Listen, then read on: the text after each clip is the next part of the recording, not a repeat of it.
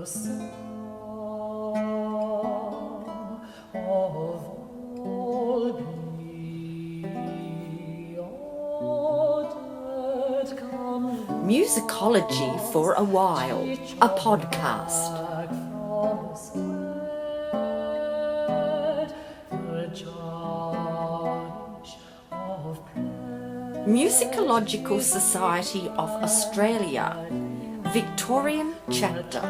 Of each rose comes the candid.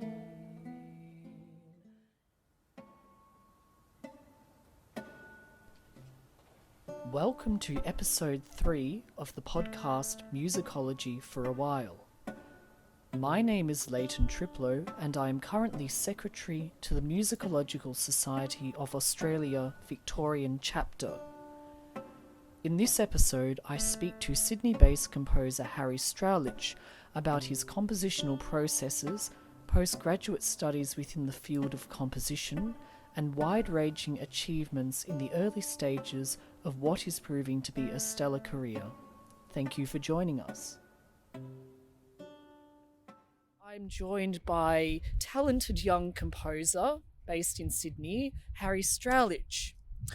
Harry has written quite a number of works over the last decade, including works for the Australian String Quartet, the Sydney, Melbourne, Canberra and Tasmania Symphony Orchestras, a really impressive rap sheet. He's also recently composed Fantasia on Waltzing Matilda for Yo-Yo Ma and Catherine Scott on their album Songs of Comfort and Hope. Really looking forward to hearing a little bit more about that. Many solo works in the catalogue, including for cello, flute, horn and voice, among others. Harry is currently composer in residence at Abbotsleigh Girls' School and is simultaneously undertaking a DMA through Sydney University. Welcome to the program, Harry. It's a pleasure to be here in typical Melbourne weather, and we're A little bit too hot, a little bit too cold, a little bit noisy, and a little bit rainy. but I'm actually really enjoying the ambience of Flagstaff Gardens. Might hear some tram bells in the background, a few bird calls, but it's quite a pleasant place to have a bit of a chat. If you wouldn't mind telling us a little bit about your style of composition, what are the driving forces behind the style which you've come to, and perhaps if there are any mentors or inspirations along that path? Yes, so I started composing in primary school, and I think at that stage, one of the big influences for me was the music that was going around my household. My older brother was learning the piano and practicing many hours a day, I think at that point. He was also still in school. And in general, in my family, music was really encouraged. And I very much grew up with the Western classical music tradition. So I was surrounded by all sorts of kind of classics of the piano repertoire, some going up to the 20th century, I suppose, as well. I then went, and as a trumpet player, I started playing in bands and orchestras and encountering some really great repertoire. Would it be right in thinking that your journey as a musician very much started in the performance realm and then gravitated towards composition and more musicology, I suppose? Yeah, I wouldn't say that I generally enjoyed practicing as a musician. I think that was a struggle. I saw that as one of the biggest chores of my existence, and yet I saw composing as this hobby. Okay, right. That I would do on the side. So there was a complete contrast between the two. I loved composing to the point that I would, forgo playing video games and that sort of thing to spend time on the computer in open Finale 2003 and compose. I was going to ask if you had Finale Notepad. Did you have the free version back then? I think at that point I had a version of Finale. Yes. I don't know where or how it came to be, but I did have it installed on my computer. And I just loved the process of composing. I think for me the turning point was kind of later in high school, where I started to encounter more 20th and 21st century repertoire. I was in the orchestras playing Stravinsky's Rite of Spring. I was playing Ravel La Valse in Melbourne Youth Orchestra. These amazing scores of music, and they were incredibly, intensely inspirational. We even did a concert of Australian music, which included Peter Sculthorpe work, included Granger's The Warriors, which has some quite luscious harmonies in it. And all of that was definitely inspiring. And so when it came to making a decision about what to do for university, I said, well, a composition degree exists, and I guess it exists for people like me, so I guess the logical thing is to go and do it. Didn't even think whether it would actually be financially viable. I had a very supportive family who were super creatively minded. So I had that opportunity to indulge, and an awareness that maybe it wouldn't work out, and that at some point I would need to change career directions. I feel it would be harder having perhaps family members that are not, creatively inclined. That it'd always feel like an uphill battle trying to persuade family members that this was your passion and this is what you want to be doing going forward. No, yeah, and that was very much not an issue in my family. You did ask about style, and while all of those influences I mentioned were really important, I've become really drawn to the idea that at university level, and certainly going through conservatoriums and going through the Australian National Academy of Music, a lot of the young musicians are learning classical repertoire. They're learning the great composers, the great masters, and increasingly starting to incorporate contemporary repertoire into their recitals. But very much classical musicians, especially orchestral musicians, are trained to phrase melodies in a certain way, to show their musical expressiveness. They learn scales, they do particular exercises to incorporate patterns from the classical tradition. My music as a contemporary composer sits very much in that and exploit isn't exactly the right word because it's really a collaboration, but I think where my kind of niche has come from has been engaging with that classical training. So when a musician sees a piece of music of mine, they won't see that it's familiar to something they've played before necessarily because it's original music, but they will see shapes and phrases and colors and be able to engage with it and leverage what they've already been practicing for years and years as a composer. And it's not that I want to denigrate composers who do the opposite and encourage musicians to totally relearn their instruments for a contemporary piece of music. And I think that's a wonderful and exciting thing. It's just not what I do. I'm really drawn to the classical tradition. It's the music that I love, and it's the music that a lot of the musicians growing up and learning love. And so as a composer, I just try to engage with that. I was very honoured many years ago to have you write a piece for me. Back in 2015, we met over coffee to discuss how some early English texts, which were actually set by the composer Henry Purcell, how those might be recast by a modern composer. We sat down and discussed that, and I was extremely grateful to have this wonderful composition called Visions of Judgement composed, which I'll put a link in the description for that. Would you mind telling our listeners a little bit about Visions of Judgement? Well, that was a really exciting collaboration. It was always great to work with a friend as well. Around that time, I was pretty much making my way through writing music for friends whose musicianships I admired, and you were certainly one of those people. And the texts that you brought forward to me by William Fuller, who was a theologian, 17th century, if I recall. Yes, and I'm not particularly a religious person at all, but I was really drawn by just how emotive and dramatic the texts were. And I knew that Purcell had set those texts before, but I was also, in some sense, remained determined not to listen to them because I didn't want that to prejudice my own interpretation of the text. But incredibly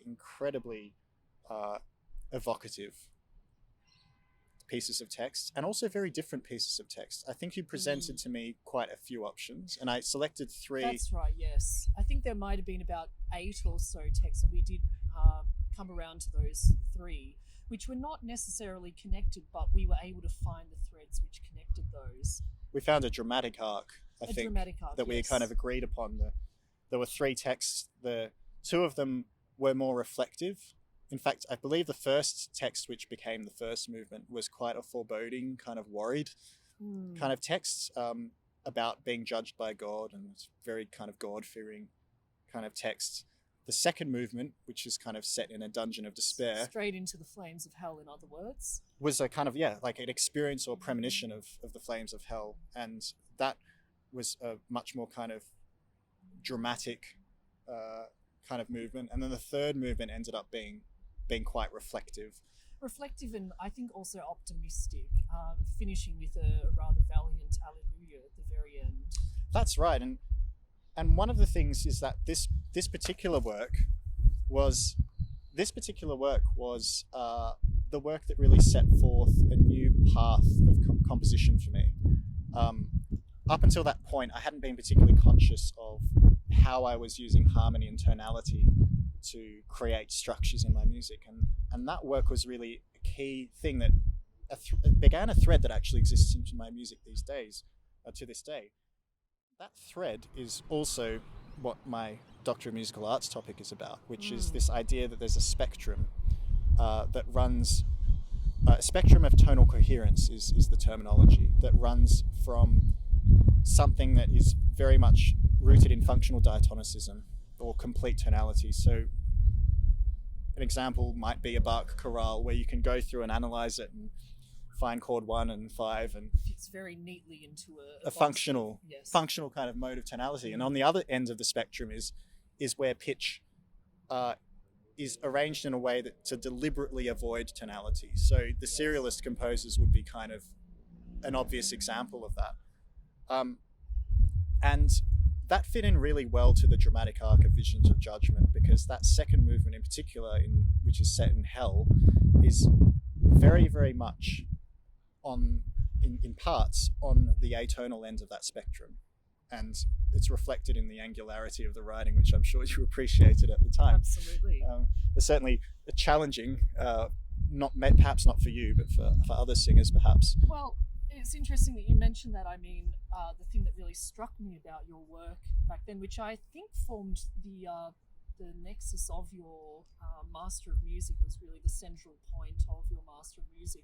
It's interesting to hear how that sort of started the progression then onto your DMA. But I was really struck by the way in which you wrote this piece. It was really catering towards my strengths as a singer, in particular these legato lines that really captured that purity of vocal tone. But within that second movement, I hope to have a bit of skill in text declamation, very much a training of the early music repertories. And I found it really interesting to see how you'd set those already very emotive texts and then bringing out even more character through the musical setting.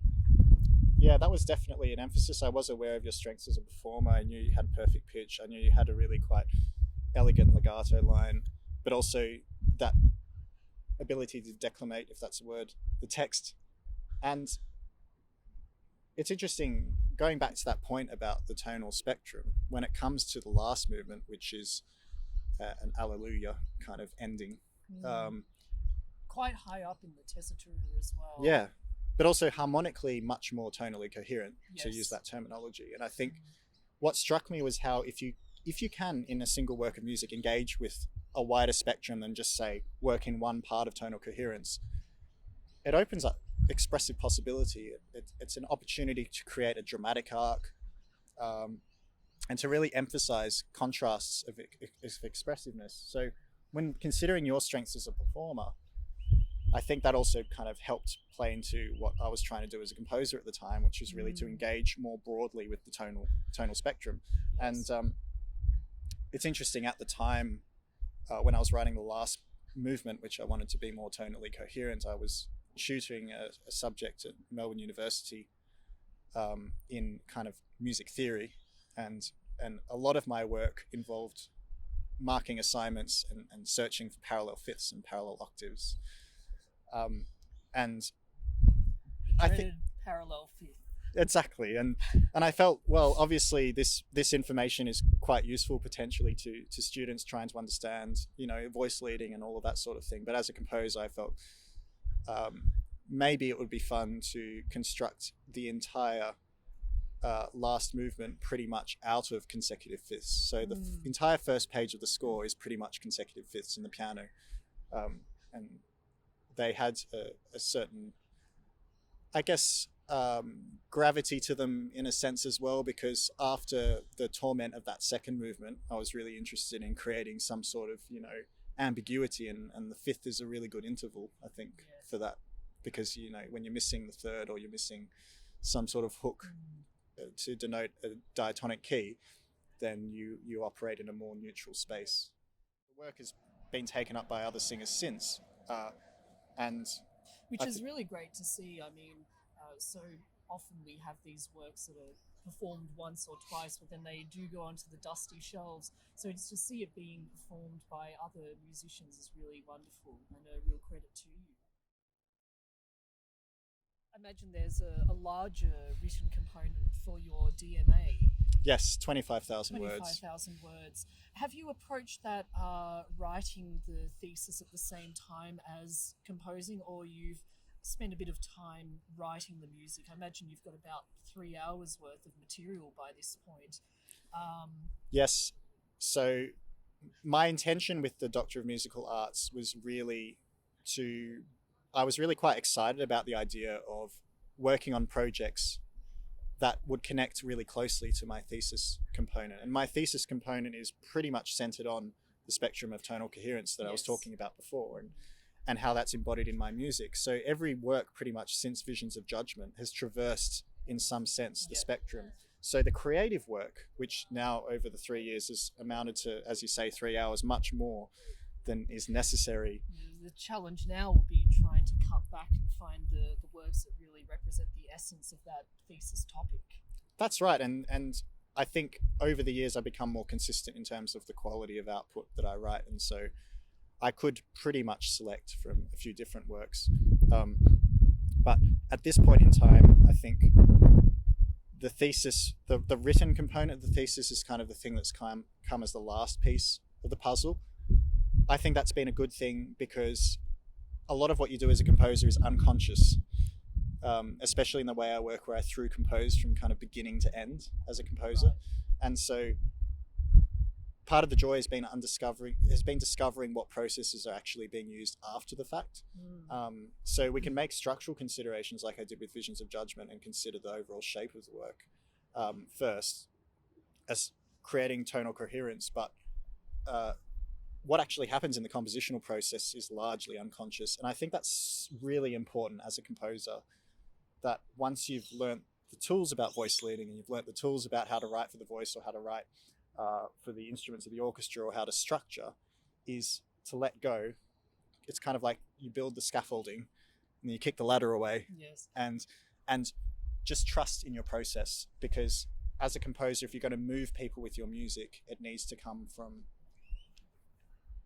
that kind of perspective. So it's interesting now, as I'm writing the thesis component, to go back over and see, well, what did I actually do to achieve changes in tonal coherence, and how does that align with other works in the repertoire? Yes. I know that some people start writing parts of the thesis early on, but they do come back to revise those paragraphs, as it were, as you have a better idea of where the project is heading, and in your case, what are the outcomes that have come up through the creative process. But it does sound as though there's quite a comfortable interface between working as a composer and the DMA. It sounds as though you're able to find really a good sense of having the two work together. I think if you're going to do a Doctor of Musical Arts in particular, which tends to be more focused on your own creative practice, then that's the only way to do it. If you've got to be passionate about your topic. And that was, certainly I wasn't doing the DMA specifically to attain the qualification, although that's, obviously the ultimate kind of aim. But if I felt that I didn't have some sort of passionate project to throw myself into, I would have left it till later, until I had found that project. So very much guided by my career and my creative practice and the commissioned work as a starting point. And then hopefully to then contribute something to the research literature after that. Yes. I've got a colleague in the UK who's currently studying a PhD in composition. He's found at points that he's having to write music for the sake of ticking the boxes of the course. Have you ever had that sense with your degree? No, I don't think if that were going to be the case, I wouldn't be undertaking the degree. I think doing a Doctor of Musical Arts in composition is not a good investment if your sole outcome is to find academic employment, because there's a lot of people that go and do Doctor of Musical Arts. I think predominantly the thrust should be your career, your commissioned work.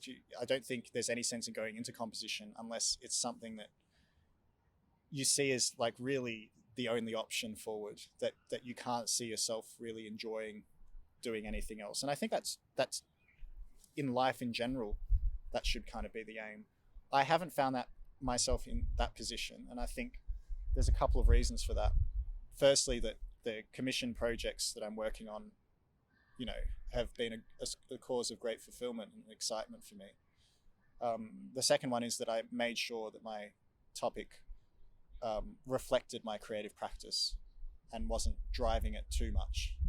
I needed those two things to be in alignment as much as possible. And I think if you are going to do a Doctor of Musical Arts in composition, then find that perfect alignment between what your topic is and what you actually do. Turning back to the way in which you've approached the DMA, have you ever felt at points that you get stuck on a particular piece? I guess the equivalent would be writer's block. Writer's block is an interesting one because I did experience it quite a lot, maybe 5 or 6 years ago, just as I was trying to gain some sort of fluency as a composer. I think there are two main reasons that I don't experience writer's block anymore. The first being that now that there's a certain density of commissioned work and projects that I have to work on, I just simply don't have the option to dally around anymore. So when it comes to working on projects, that sort of fluency of having completed another recent project is kind of like throwing myself into the creative process. Yes. So the fluency is kind of, I think that's a big part of it, that over time you just become used to working to commission, used to coming up with creative ideas, and I think that's just part of the personal growth of being a composer. So that's the first thing. The second thing is a more technical solution to it, which is, in the past I wouldn't necessarily have a clear outline of the piece of music. I'd kind of stare at the blank piece of paper or canvas on the laptop. That feeling, is there? No, and thankfully I haven't had that feeling for a while, because writer's block is when you are trying to write and you can't come up with ideas. If you postpone the process of writing, because usually I'll get a commission 6 to 12 months in advance, doesn't always happen, but usually it happens with a fair bit of time, I will spend at least 2 or 3 months just kind of daydreaming about what the piece might be before I actually start writing. And part of that daydreaming process is working out what the piece of music is meant to say as a narrative. I wrote a piccolo concertino a couple of years ago for Lloyd Hodgson and the Tasmanian Symphony Orchestra. Icarus, I think. Icarus. Yes.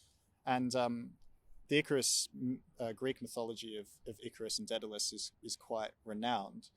And I liked this idea of, perhaps as a piccolo soloist, the idea of flying too close to the sun was something that quite fascinated me. And so the structure of that piece, because I'd hooked onto the mythology, I could create quite a structured piece of music. It's in one movement. There are 5 sections, and each of those sections progress through different parts of the tale of Icarus, and how Icarus is originally trapped in the labyrinth with his father, and then his father invents wings made out of wax for them to escape the tower, and then they do escape the tower, and then there's the flight. But of course, Icarus gets so excited by his newfound abilities to fly that he flies higher and higher, eventually flies too close to the sun, the wax in his wings melt, and he plunges into the ocean. the structure of the work is very much that. And in a similar way to Visions of Judgement, I use different levels of tonal coherence to achieve different parts of that structure.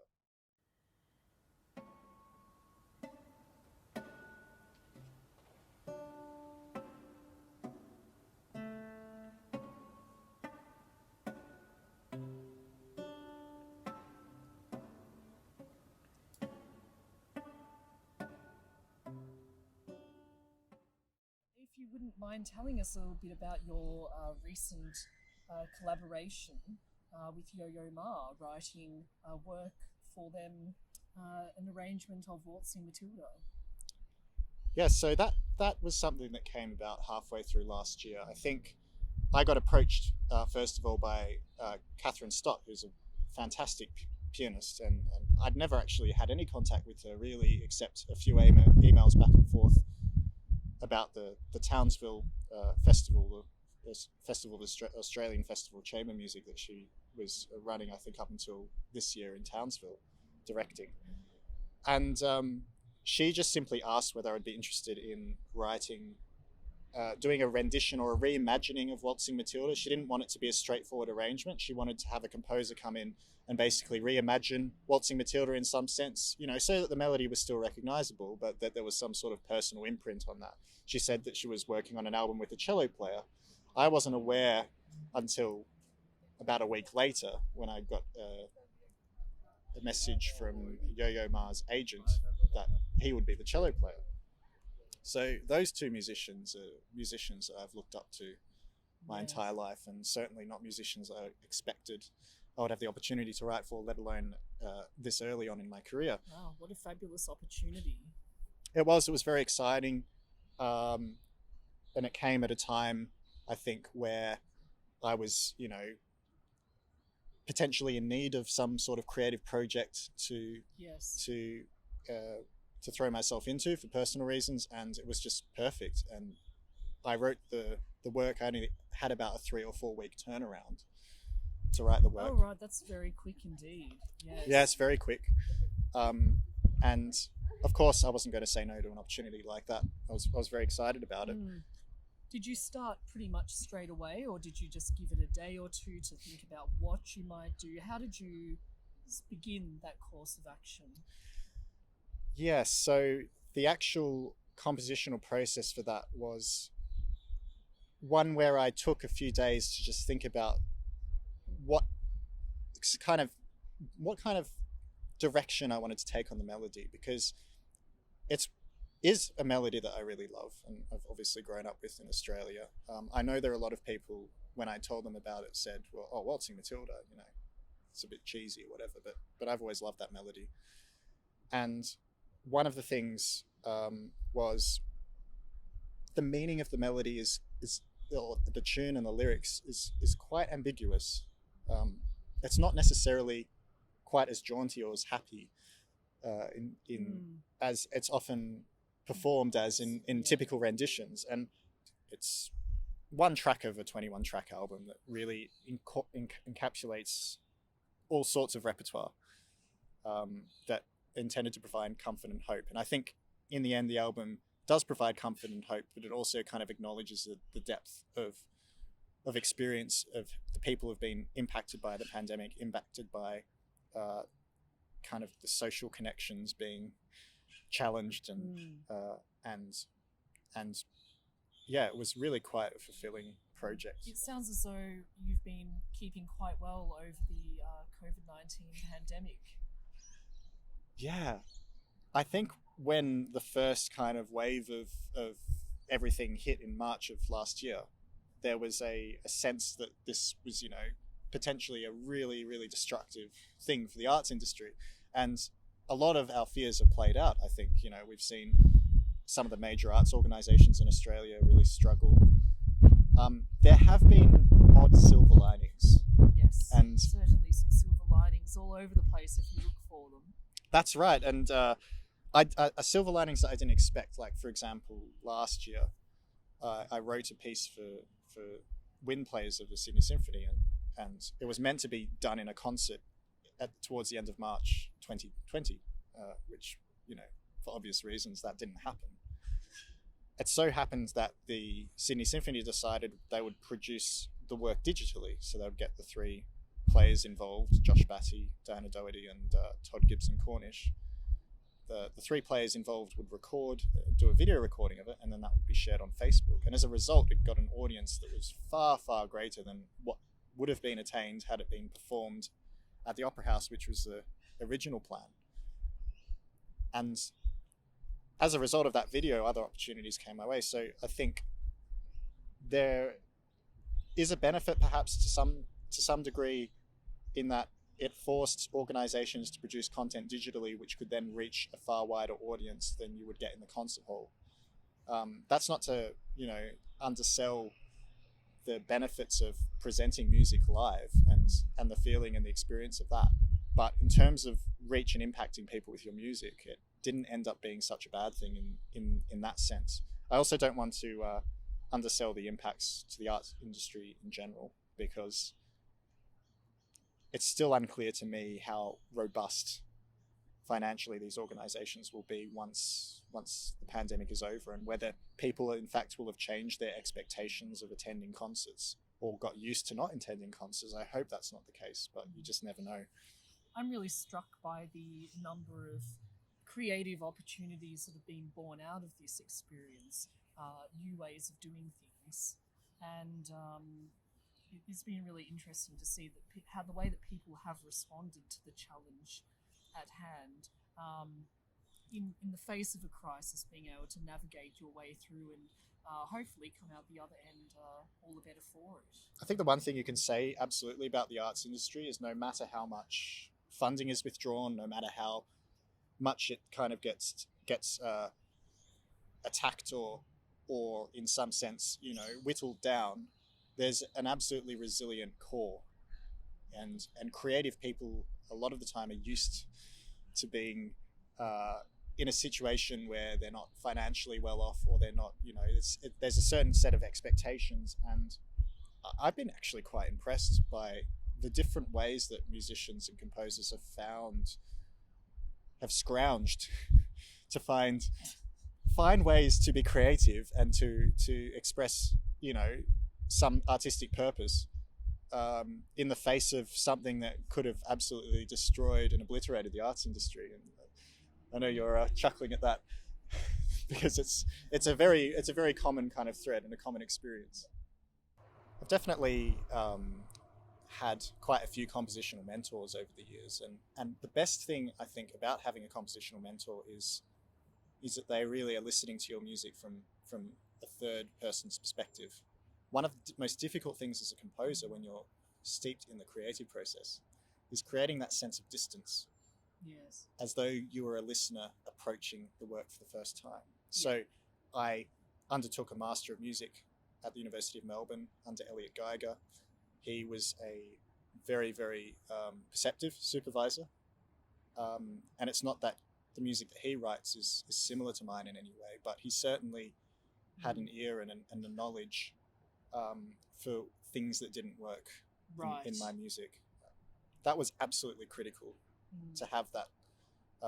I think at the time I had quite a good, grasp of the technique of composition, but because he listened to music in quite a different way to me, he was able to hear things that I couldn't hear, and that certainly played into my thinking.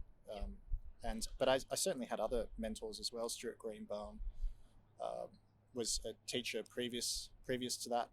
I've also had teachers at the Sydney Conservatorium of Music, Paul Stanhope, my current Doctor of Musical Arts supervisor, and Matthew Heinsohn, Natalie Williams, a few others who are involved in professional development programs as well. It seems as though some of these younger students have really looked up to you as somewhat of a mentor in the same way that you've had a number of mentors along your creative journey. Isn't that the point of it all, really? I mean, if I've had some great mentors in the past and I can learn off them and then pass that on, and then hopefully some of these students will in turn become mentors. In fact, some of them already have become mentors. And sometimes I've got a student that I had in year 12 a few years ago, who now has, 500,000 monthly listeners on Spotify, far exceeding what I've achieved, albeit in a popular music kind of realm. But I think, to me, that's now there are some students who look up to her and can see that what the potential is if you do pursue a career in music, and I think that's just absolutely wonderful. A few pearls of wisdom, which, I mean, I don't know actually how much wisdom I do have, because I'm still in that process of finishing it off, and I haven't even passed. I'll have to at ask this point. you in 10 years' time. You could ask me, if you ask me in 10 years' time, I'll give you a much better answer, but Podcast follow-up. podcast follow-up perhaps. But at this point, I think you absolutely need to be 100% sold on being a composer. I think if you're thinking about it as something to do just for, kind of interest's sake, it's not really worth it. I think every single kind of project that you work on in the external world needs to excite you. The topic that you're working on, or the subject of your research, needs to excite you. Yes. And you should actually walk in to a DMA with a particular purpose of, like, I want to do this and I want to share this kind of research with the world. If you're not doing that, the employment opportunities that come out of a composition DMA, I don't think there's enough promise there to do it for the sake of, it's not like going and passing the bar exam to become a barrister. Like, you're not going to get that payback. So you have to have joy and find joy and meaning in the process of your research, so that if all that comes out of it is 3 or 4 years where you've dug really deep into a topic that interests you and fascinates you, and you come out with more wisdom, shall we say, then that in enough will have been a benefit, regardless of what academic opportunities it leads to further down the track. Yeah, that's a very good way of putting it. I was just thinking about my own research and thinking if you had a topic that you were not passionate about, it really would be an uphill battle. You really need to find something that you're going to invest. It really is like a full-time career, and having to invest pretty much every hour of the day into this. So you want it to be satisfying. And there's this kind of saying that kind of disappoints me when I hear it sometimes, which is, if you find the right, job, you won't work a day in your life. I don't think that's true. I think life is always going to provide some sort of some challenges. There's sacrifices that come with doing a DMA, whether it's sacrifices in terms of socializing or relationships or whatever it might be. There's certain sacrifices that come with committing to a project like that. And I think, therefore, in life, you should always be choosing, if you're going to make a sacrifice and you're going to suffer in some sense, then suffer for the right things. Yes. So I think you can get into that kind of depressive state if you're, and you see this all the time, people who are not happy with their jobs, is that it's such a big portion of your life, or your waking hours, to work on a job or to do a PhD. So you want to make sure, regardless of how much money it brings you, regardless if it's not making you happy, or it doesn't feel like the effort and the pain of getting feedback and processing that and redrafting, if it doesn't feel worth it and you're not passionate about it, then you're kind of wasting your time, because you've only got a certain number of years on this earth. So make the most of them. Yeah, so that's why I was making the point before about being a composer. You have to really think that it's worth giving up all the potential income stream of taking another career. It has to be absolutely worth it, otherwise wasting your time. I think a rather more useful pearl of wisdom comes from the late Richard Gill, prominent music educator in Australia. I remember this is many years ago now that he said this to us, but something along the lines of, there will be certainly rewards along the way, but you still have to go through the hard yards. There's no circumnavigating the hard yards, but it really does make those rewards all the more sweeter. I think that applies to everything in life. If you want to be a CEO, you have to be okay with, you don't just have to be okay with 90-hour work weeks. You have to relish them. You have to love getting up at 5 a.m. or taking calls through the night. It has to give you energy. And if you're just doing it just because you want to do it for status, then you're wasting your time. You have to love that. Look at Alan Jones, who sets his alarm for 3 a.m. or when he was on 2GB. Absolutely. That's dedication. That's not necessarily the gentleman I would have picked out of if I were off the top of my head. But regardless of what career track you're working on, there's a lot of hard yards that come with being a composer. I can tell you that, especially in the early years where you're just trying to establish yourself. That's really, really important. Any interesting projects coming up in the short term? At the moment, I'm quite deep into writing my first string quartet as part of the ABC Fresh Start Fund. So that's a co-commission between the ABC Fresh Start grant, which was launched last year to assist composers who'd lost work due to the pandemic. Yes. And the Port Fairy Music Festival, which is run by Monica Curo. And that's a collaboration for the Goldner String Quartet. And the Goldner Quartet I collaborated with at the Huntington Estate Music Festival in 2018, and they wanted a string quartet.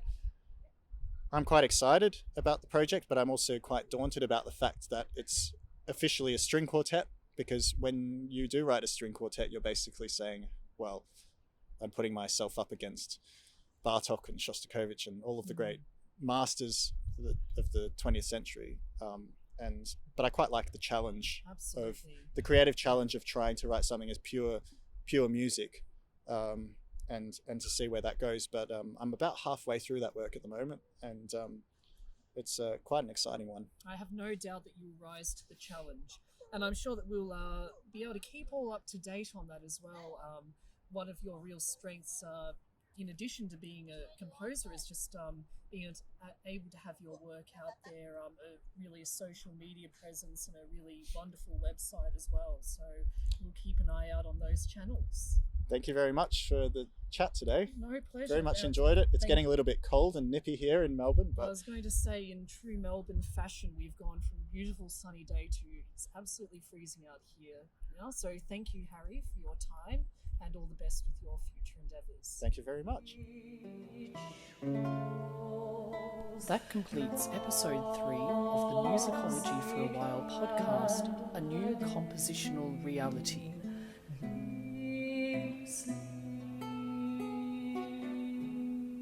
Quoted material and links can be found in the episode description.